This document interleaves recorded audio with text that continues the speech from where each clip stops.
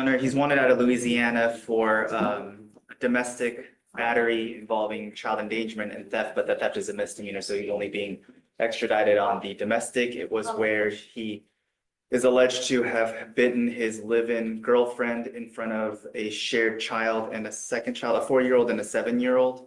The warrant was issued on May of last year, so we're getting close to a year, Judge, for the So he's been on the lam, you're saying, for a year? well, I don't believe it's an FTA. I believe it's a 2B warrant. What's it to be? Okay. I don't show any other history, and so state just requests that a sufficient bail be set, but I don't know of his ability to. So you're okay with the bond? I'm okay with a bond. I'm not okay with a low bond. Judge, my client has requested that he address the court. I am all for it. But you picked up a new case while you're on bond.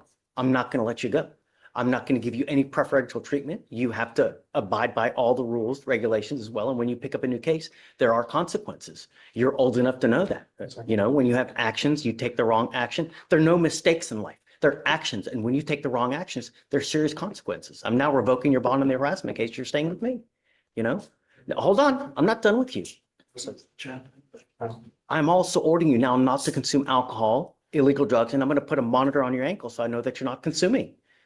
So I still want to go to rehab? Then we'll talk about that. We'll work through all the, I guess, all the issues as far as there, but I'm not going to take your word for it that you're not going to consume. I need more concrete evidence, and the way that I do that are with these devices, you know, and you're now with me, absolutely no tolerance. If I find that you're now a further danger to my community, I'm going to go nuts on your bond. Do you understand?